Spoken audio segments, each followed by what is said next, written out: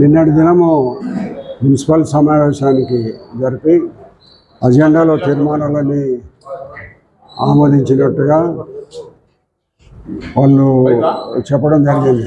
మామూలుగా కౌన్సిల్ సమావేశం 9వ తారీఖున ఉన్నింది. 9వ తారీఖు సమావేశము జరగపోయిన తర్వాత వాళ్ళు రాత్రి అక్కడనే కూర్చొని సమావేశం పెట్టాలని నిన్న మన మున్సిపల్ కమిషనర్ గారు రండి మీరు వస్తే ఒక 10 నిమిషాల్లో మేము కూర్చుంటే మేము ఏదో చెప్పి వెళ్ళిపోతామని వాళ్ళందరూ బ్రతిమలాడి పిలుచుకొని సమావేశాన్ని జరుపుకోవడం జరిగింది. సమావేశానికి శాంటిటీ ఉండదు, చట్టబద్ధత ఉండదు. ఎందుకంటే మేము మా కౌన్సిలర్లు దాదాపు 16 మంది కౌన్సిలర్లు మేము వాళ్ళందరూ ఆ సమావేశానికి హాజరు కాలేదు.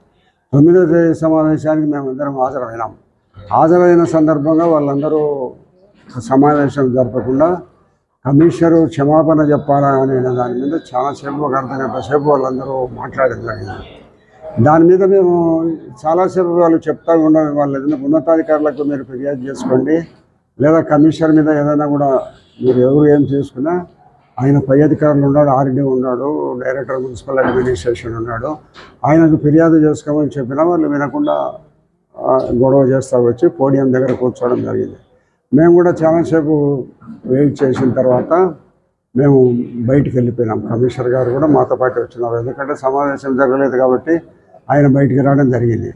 కాబట్టి మళ్ళీ వాళ్ళందరూ రాత్రి అక్కడనే భోజనాలు తెప్పించుకొని నిన్న పొద్దున్న నుంచి అక్కడనే ఉండి కమిషనర్ గారు బ్రతిమలాడుకునే తర్వాత నిన్న మున్సిపల్ మీటింగ్కు చైర్మన్ పర్సన్ గారు ఉన్నారు కాబట్టి ఆ మున్సిపల్ చైర్మన్ పర్సన్ గారు ఒకసారి అంత కమిషనర్ రమ్మంటే పోవడం జరిగింది తప్పగా నిన్న జరిగిన మున్సిపల్ సమావేశానికి ఏమాత్రం కూడా చట్టబద్ధత లేదు, దానికి ఎలాంటి శాంటిటీ లేదు.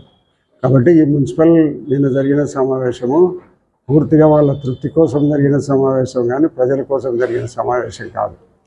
వాళ్ళు ఏదో మేము ఎగ్జిబిషన్కి నేను శాంక్షన్ చేసినామని ఎగ్జిబిషన్కు మొన్న రాత్రే పేపర్కి ఇచ్చాడు కమిషనర్ గారు, ప్రభుత్వం నుంచి అనుమతి వచ్చింది ఎగ్జిబిషన్ మీరు కండక్ట్ చేసుకోండి అని చెప్పి. వాళ్ళు చేయాలని అంటే ఒక 10 రోజుల ముందరగానే చేసినవాళ్ళు. వాళ్ళు చేయకూడదనే దురుద్దేశంతో ఉండి మొన్నేదో మళ్ళీ చెడ్డ పేరు వస్తుండదని కౌన్సిల్ సమావేశానికి తీసుకొని వచ్చినారు. కానీ మేము వాళ్ళు ఎప్పుడైతే చేయమని చెప్పినారో మనం డైరెక్టర్ మున్సిపల్ అడ్మినిస్ట్రేషన్కు గవర్నమెంట్తో మాట్లాడి పర్మిషన్ తెప్పించినాము.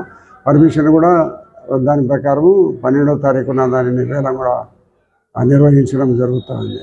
కాబట్టి ఇప్పుడు ఏదో వాళ్ళు అధికారంలో ఉండేటప్పుడు ఎమ్మెల్యేగా ఉండేటప్పుడు కొన్ని పద్ధతులు, ఇప్పుడు ఎమ్మెల్యేగా లేనప్పుడు కొద్ది పద్ధతులు వేలంలో చూపించడం జరుగుతుందని నేను విన్నా. అనేది ఎంతవరకు కరెక్టో నిజమో కాదో కానీ ఏదో ప్రభుత్వానికి డబ్బులు వచ్చే దాంట్లో ఎక్కడ మేము కాంప్రమైజ్ కాం, ప్రతి రూపాయ ప్రభుత్వానికి డబ్బు రావాల్సిందే. పోయిన వాళ్ళు ఎవరన్నా కూడా గత ప్రభుత్వంలో కానీ మళ్ళా ప్రభుత్వంలో కానీ డబ్బు రాకుండా ఎవరన్నా ఉంటే మీరు చట్టబద్ధంగా RR యాక్ట్ ప్రకారం మీరు చట్టబద్ధమైన పరిస్థితుల్లో వసూలు చేసుకోండి.